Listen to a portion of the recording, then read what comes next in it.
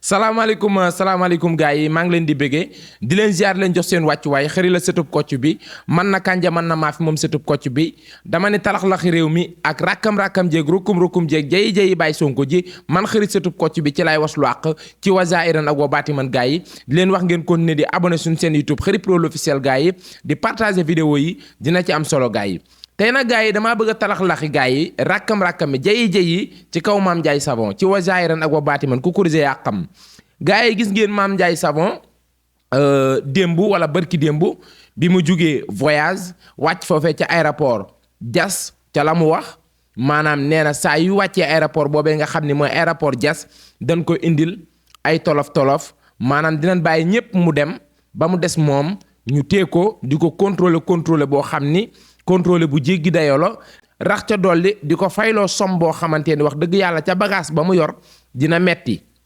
gars yi kon damay bëgg toujours rek xëri la sëtub kocc bi man na kànja man na maafe te yéen seen bopp xam ngeen ni dëgg du rombi nopp ci wasairan ak wa baati man ku kurise yaa xam léegi nag dañuy déglu Mame Ndiaye Savon gars yi mu indi ci ay leeral parce que nag tungu ne du toog ñuy nataal ndax moom Mame Ndiaye Savon nee na saa yu wàccee aéroport bii di moo xam aéroport Diass la wala yenn aéroport fii Sénégal maanaam dañ koy teg fitna boo xam ni jéggi na dayo ci jigéen waaye nag man damay bëgg cas yu mel noonu buñ koy traité nan ko traité en manière xaw ma nu ñu koy waxee de général maanaam nan généraliser wàccum aéroport mi maanaam talax-laxi de dem beeg ñëw bi amul góor amul jigéen amul mag amul ndaw réew mi dañu koo bokk te ne woon naa leen ab nen bu ko ñëpp bokkee kenn du ko noqo omelette des koy maynees ci wasairan ak wa baati man ku kurise yaa xam léegi gars yi dañuy déglu Mame Ndiaye Savon mu indi ci ay leeral après ñu wax ca la ñu xam. defuma ci réew mi waxuma ci réew mi ñi ma wàccandool aéroport ñu jógee Guangzhou ñëpp dañ leen di bàyyi ñu jàll mais man su ma desee man rek ci aéroport bi dañ may téye di ma minimiser di ma humilier mel ni man du ma dëkkuma ci dëkk bi su ma ñëwee ba aéroport dañ may humilier ñëpp la ñuy bàyyi ñu jàll man dañuy jël sama bagage di ko daj par benn di ko calculer di ma def yoo xam ne day mel ni man dëkkuma ci dëkk bi te man ma dëkk ci dëkk bi di liggéey musuma am lu ma naqari comme tey laa gën a mës a am lu ma naqaree nii su ma ñëwee ba ci aéroport bi ba war a génn damay obligé di làqatu lu ne ma koy def te dañ may fayeeku pour ko di ma fay ko képp ku ma àndal nga jógee Siin ak foo mënti jógee dañ lay bind sa facture jox la nga dem mais man bu dee man dañ may toroxal ci aéroport bi loolu doyatul de dañuy jël sama bagage di ko daj di compter par benn feuille laay fay chaque jour dañ ma koy def dama naan patt bu ma ko mës a wax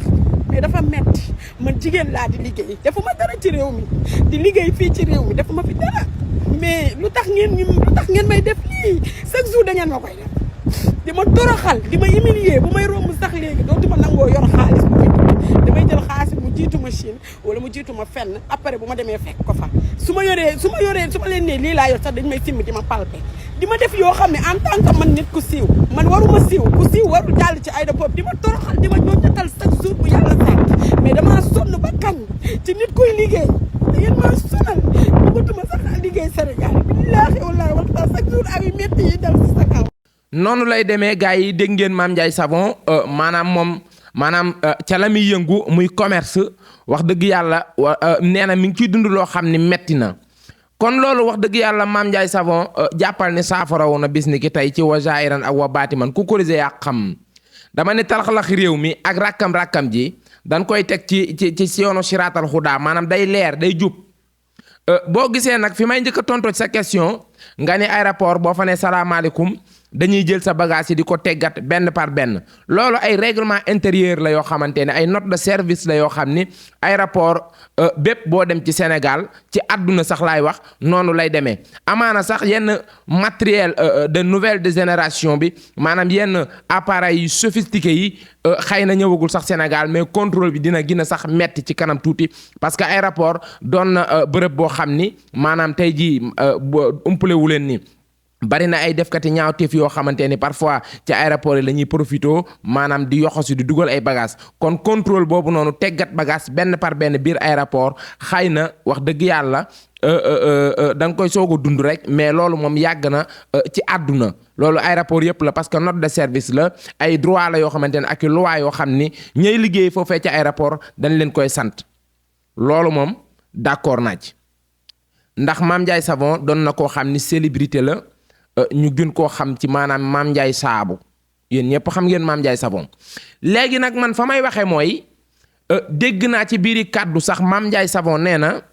maanaam bagage bi nga xam ni moom la indi benn bariwul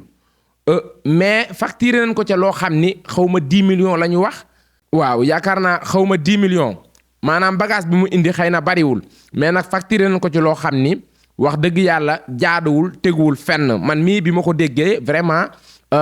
laal na ma quoi parce que du yoon amul jigéen amul góora man damay wax de matière générale góor ak jigéen mag ak ndaw aéroport maanaam bagage bu fa man di wàcc dañ koy xool bagage bi ban pays la jóge ban réew nga jóge maanaam peut-être tamit pays boo jóge rek ak ay frame ak ay dédouanement et cetera et cetera et cetera loolu faaw ñu bàyyi ci xel mais nag Mame Ndiaye Savon li mu indi ci ay bagage bariwul ba pare ñu facturé ko 10 millions loolu lëfa ngi ci yow bagage bi nga jënd li nga jënd lépp matul 10 millions yow li nga jënd lépp matul 10 millions ñu facturé la 10 millions ci bagage bi moo yey bàyyi ko fa ndax maa ngi digg ci ay kàddoom moom Mame Ndiaye Savon neen dafa mujj gedd bagage bi pour waxati leen rek à aéroport ak garage ak fu mën a doon maanaam talaxlaxi réew mi soppeeku na jamono juñ toll Baye Sonko yor réew mi ak Baye Diomaye nan ci bàyyi xel am na ay xeeti ñaawtif yoo xam ni nan ko arrêté parce que nag mënumaa ànd ak man Mame Ndiaye Savon ñu jóge benn réew wàcc ci aéroport ñu contrôler ma bàyyi ma dem ci fair play contrôler Mame Ndiaye Savon téye ko di ko xëy na bunduxaatal wala di contrôler bagage boo xamante ne wax dëgg yàlla jaaduwul teguwul ci yoon loolu wax dëgg yàlla pour ñu maanaam dugg bu baax a baax ci sujet boobu day xaw a compliqué parce que li tax muy xaw a compliqué mooy Mame Ndiaye Savon de man xaw ma ban xeetu bagage la yoroon dégg naa ay colis la xaw ma colis lan la dégg naa ay bagage la yor parce que bagage aussi mën na bañ a bari mais mën na am valeur bagage mën na bañ a bari mais mën na am valeur waaw mën na bañ a bari mën na am valeur ça dépend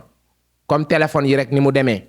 téléphone moom bi la gën a yomb exemple 100000 nga dem ci iPhone di laal ay 400 nangam kon bagage mën na bañ a bari te maanaam seer ak njëg mais nag bu fekkee contrôler bi ñu contrôler Mame Ndiaye Savon teguwul ci yoon jekkul jaaduwul nan ko teg ci yoon parce que Mame Ndiaye citoyen la comme tout le monde célébrité la doon na koo xam ni dafa siiw àdduna xam ko lu mu dee bu dul dara maanaam même bu dul dara Mame Ndiaye Savon doonatul koo xam ni maanaam nit ku simple la rek ci réew mi lu mu dee am na ñu koy suivre à travers national international kon am na lu muy maanaam servir Sénégal moom dama koy boole ci ñi nga xam ne dañuy servir réewam dara parce que lu mu dee nit dina ko seetaan ni kii fu mu dëkk ñu ni kii sénégalaise la ma nga dëkk ca diwaanu Sénégal boole kook maanaam humour bu neex boole kook di def commerce di liggéeyam kon kooku doon na koo xam ne bunduxatal ko warul bu Mame Ndiaye Savon ñëwee ci aéroport maanaam nañu xool li nga xam ni moo jaadu te tegu ci yoon maanaam ñu teg ko mais injustice ndax lan célébrité la wala ndax lan doon na koo xam ni xëy na waxam bari na loolu aussi mën na ci jouer parce que tamit dama leen di fàttali rek aussi un peu Mame Ndiaye Savon ginnaaw bi nga waxee li la metti ba pare ñun dañuy ànd ak yow maanaam bokk naqar wi neexuma man mii di wax ak yow bi ma seetaanee vidéo bi damaa touché quoi parce que neexuma nit ñi fii xolal ñun ñëpp ñoo yem même égalité boo contrôler diw ñun ñëpp maanaam bu fekkee dañuy fay ak dañuy fay nan ko teg ci yoon mais nag contrôler ma war a fay li nga fayloo ma de plus loolu teguwul fenn bagage bi nga yoroon li tax mënuma ci développer nga ni ñeenti colis la mais colis lan parce que am na loo xam ni boo ko maîtriser wul wala fekke woo ko daanaka doo ci mën a was lu àq mais aéroport yi encore une fois ngeen defaraat seen toogaay parce que nag réew mi daa soppeeku injustice jeex na ci mim réew beneen bi ci topp aussi Mame Ndiaye Savon del bàyyi xel parfois aéroport mën nañoo jot ay instructions maanaam ay mail yoo xam ni dañ ci signaler ay doomu aadama aéroport parfois ñu envoyé aussi ay mail yoo xam ni dañ ci signaler ay suspect ay nit ñoo xam ne xëy na defkatu ñaawtif la et cetera gëstu loolu bu baax a baax ba xam Mame Ndiaye Savon aéroport maanaam sa dossier nekk fa parce que parfois aussi dañuy am soupçon ci doomu aadama bi rek maanaam dem beeg dikk bi bari na chaque jour mu génn suba mu génn ginnaaw suba mu ñëw ñooñu en général dañuy xaw a am ay difficultés parce que aéroport benn semaine bi boo fa jaaree 2 fois 3 fois beneen semaine nga jaar fa 2 fois 3 fois maanaam weer bi nga bëgg a jaay aéroport lu mat 4 fois wala 5 fois bu yàggee soupçon dina am na ci sax bu fekkoon Europe la dañ lay teg ci bureau wala enquête la waxtaan ak yow looy liggéey démarche yi ngay dox ndax li nga fiy jaar bari na Mame Ndiaye Savon da ngay jéem a gëstu aussi ba xam maanaam foofee ca aéroport envoyé wuñ fa sa tour maanaam mel pour maanaam heure boo dikkee ñu contrôler la di la bàyyi xel parce que soupçon mën na am ci yow donte que yow moom wax dëgg yàlla ñun sax xam nañ ni commerçante nga wax dëgg yàlla kon loolu tamit bàyyi ci xel te gëstu loolu noonu. beneen bi ci topp mooy aussi beneen faay mën na am Mame Ndiaye Savon parce que Mame Ndiaye Savon aussi wax dëgg yàlla bu nu àndee ak yow bokk naqar wi waxal la li nga xamante ni moo la metti ba pare da ngay nangu ñu nit ñu wax la maanaam duut la baaraam Mame Ndiaye Savon man la xëri satub kocc bi wax dëgg yàlla du ma présenté wu sa kanam xam nga ma kon benn instant Mame Ndiaye Savon man li ma bëgg rek di la ko ñaan nga bàyyi ko mooy maanaam sa biir liggéey na ànd ak noppi donte que noppi sax mënoo ko parce que sa làmmiñ moo lay jaayal li nga bëgg sa làmmiñ moo la koy may olof Njaay day wax far di wax ne wala sama maam kocc kuy woddoo làmmiñ bu noppee rafle loolu dañ la koy nangul waaye nag wax ji aussi mën na gina wàññeeku beneen bi ci topp Mame Ndiaye Savon ay weer ci ginnaaw wala ay fan ci ginnaaw maanaam seetaan naa sa vidéo boo xam ni yaa ngi téye maanaam xaalis bu takko yaakaar naa bu ma ko xaymaa dina war a mat 20 millions nga toog di ko sinap di ko wane sur le net te ñi nga xamante ne aussi ñoo nekk ci aéroport yi ak bépp liggéey bërëbu liggéeyukaay Sénégal ñoom ñoo yow a yem dañuy suivre internet di suivre lépp mën nañu basé wu ci loolu naan waaw kii dafa yor xaalis kii dafa yor nangam bu dikkee nañ ko dóor nangam sangam kon yooyu da ngay nëbb sa bopp tuuti Mame Ndiaye Savon parce que bul fàtte fan ya ca ginnaaw recevoir nga fa somme bu bare yaakaar naa seen natt yooyu ngeen di def la teggi ko def vidéo bi en direct TikTok àdduna bi yëpp di ko seetaan nga naan xoolal li ma yor ci xaalis xoolal nangam sangam waa Gàmbi ñëw leen waa nangam ñëw leen kon am na ñoo xamante ne bu ñu seetaanee vidéo boobu tey dañ naan yii ndaw si borom xaalis la kii mooy ñëw ci aéroport bi chaque jour. kon benn instant mën nañ laa teg sax loo xam ne teguñu ko kenn ndax lan dañuy gis ne da nga yor xaalis di ko fësal mel ni soxla woo ko te alors que xaalis boobu c'était juste pour liggéey à 90% ci xaalis boobu néew ma yaa ko moom mais ay finance la yoo xam dañ la koy financé ngay liggéey kon maanaam sa biir liggéey ak li ngay def Mame Ndiaye Savon fexeel ba mu doon loo xam ne privé lay doon mais bul fësal man ngaa fësal sam njaay mais lii laa yor ci ay millions lii laa yor ci ay milliards bu ko Farba Ngam defoon tey ci ngaam lay fanaan keneen ak keneen ku ko ci def ci ngaam ngay fanaan parce que nag 20 millions xëy na bari na yow ci say bët Mame Ndiaye Savon waaye réew mi ñu ngi fiy topp ay impôts milliards 200 milliards 400 milliards 350 milliards kon pour juste xamal la rek maanaam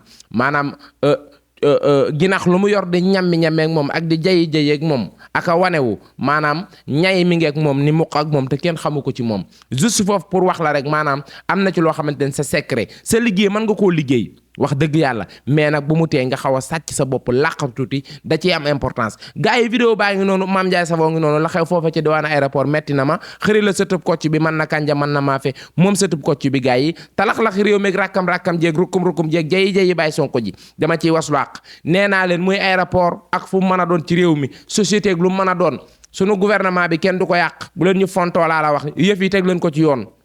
sunu gouvernement bi kenn du ko saboté de yëf yi teg leen ko ci yoon bu leen ñu fontoo bu ma duggee ci wàllum dem ak dikk aéroport ak ñoom seen yooyu damay jàllale waale benn message parce que aéroport man liñ ma koy signalé bari na mais man bu ma signalé benn mbir foog ma am actualité bu ciy wax ma soog ci mën a participer. maanaam aéroport de vol yeeg aéroport gaal yi bato yi maanaam ay mool 8 ak 1 ak 2 ak 3 ak ñoom ba 20 ak aéroport aérien maanaam liñ ma leen signalé xaw naa takk tuuti. waaye du ma ciy mën a wax parfois fekk aw ma actualité bu ciy wax damay xaar bu ba yu mel nii am ku ci mel ni kaa lu mel ni kaa Mame Ndiaye Savon bi ma profito waslu ci àq exemple Kheury Pro dafa doon koo xam ni maanaam da yëngu ci social maanaam nekk foofee ca bitim réew di lijjanti ay chaise yoo xamante ni maanaam mooy pousse-poussu ni ma leen ko mën a waxee handicapé yi pousse-pousse handicapé yi damay li nekk foofee ci Europe di koy lijjanti maanaam pour muy dugg fii ci réew mi Sénégal c'est un exemple kaala boo xamante ni dañ ma ko joxoon mi ngi bëgg a def ay fan moo tax ma bëgg ci waslaq exemple la kon damay jël exemple bi ci man comme ki nga xam ni moo ma jox kaa bi mënuma tudd turam kon Kheury Pro dafa nekk foofee ca diwaanu réewum tubaab maanaam di liggéeyam mais nag boole kook li nga xam ni moo di social la mais damay faral di gis tubaab yi maanaam siège handicapé yi nga xam ni maanaam seen pousse-pousse yooyu noonu dañ koy jël di ko sànni wala ñuy wut luñ ci def te day fekk li yàquwul wala li mu yàqu bariwul mën nañ ko réparer indi ko fii ci Afrique maanaam mayaat ko handicapé yi nga xam ne ñoo nekk fii sunum réew Sénégal te seen loxo jotul seen digg ginnaaw mënuñoo jënd yenn maanaam pousse-pousse yi di ci toog pour seen démarche gën a gaaw seen dox gën a gaaw affaire yooyu noonu ma lijjanti ci somme bu bari pour indi ko fii Sénégal pour may ko ñi nga xamante ne ñooy handicapé yi déjà man dan ma ko may mais damay ñëw mayaat ko handicapé yi nga xam ne ñoo nekk fii Sénégal léegi man dan ma ko may ma war ko indi Sénégal mayewaat ko fii Sénégal mais man lin ma may dëgg la bu pour ma indi ko ci réew mi faaw ma jël sama xaalisu bopp paasal conteneur bi pour mu ñëw Sénégal foog ma jël man sama xaalisu bopp paasal conteneur bi pour mu ñëw Sénégal mais man heure bu ma ñëwee ba aéroport moo xam Môle 8 wala port autonome de Dakar bu ma ñëwee pour indi matériel bi foofu noonu dédouanement bi maanaam dan ma fay xaw a sonal boo xam ni day dem ba dama naan social bi may def jaratu ko ndax man lii may jël indi ko Sénégal dan ma koo may ma indiwaat ko pour may ko ñi nga xamante ne ñooy ay handicapé nekk fii sunum réew Sénégal te seen loxo jotul seen digg ginnaaw kon bu ma ñëwee ba douane foofee ca port autonome de Dakar xanaa bu ma leen wanee yenn këyit yi nga xam ni da leen ni wér te wóor ni leer leen seen nopp ni lii dañ ma koo may ma fi seen ko mayaat population bi nekk fii sunum réew Sénégal xanaa kon war nañoo mën a woyofal bu baax a baax taxes yi nga xam ni moom lañ ci teg ak dédouanement bi mais saa yu ma jëlee bagage ba indi ko sunum réew Sénégal dan ma koy may ma war koo mayewaat waaye daanaka dama ciy dee day dem ba jaratu ko ma mujj ko bàyyi loolu kaala dossier la nañ ci bàyyi xel parce que am na ci ay moodu yoo xam ni ña nga réewum tubaab di waslu àq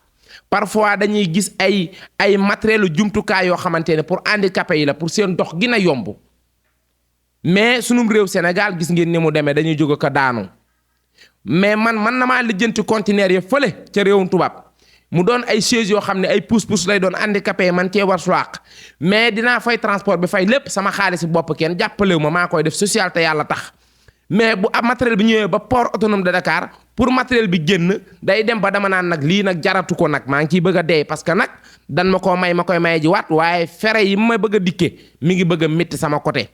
loolu exemple la boo xam ni cas bi wax dëgg yàlla ñi ma koy jox bari na te cas yi aussi bari nañu mais damay xaar ba actualité am ma waslu ci àq kon yéen ñi nga xam ni yéen a nekk ci maanaam aéroport ak port autonome de Dakar am na ci ay moodu yoo xam ni réewum tubaab dañ fay jëlee ay matériel yoo xam ni dañ leen koy may pour ñu indil ko ay handicapé fii sunum réew Sénégal mais ñooñu bu ñu dikkee ngir yàlla ak yonentu bi woyefal leen taxi bu baax a baax parce que lañ loolu du business amuñu ci dara dañ leen koy may ñu bëgg ko indi fii di ko mayewaat mais nee nan ma ñun buñ ko bëggee indi fii nii Sénégal dañ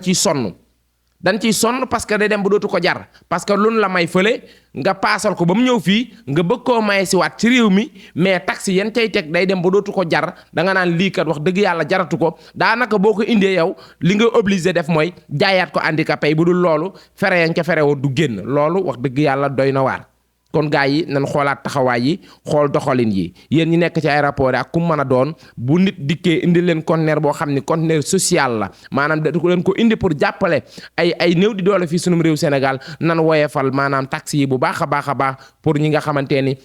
ñoo ci war a jot ci kon gars yi di leen jox dig daje ba ëllëg incha allah Kheury la sëtub kocc bi mën na kànja mën na maafe ci wa zaahiran ak wa baatiman ku korise yaa xam wa salaam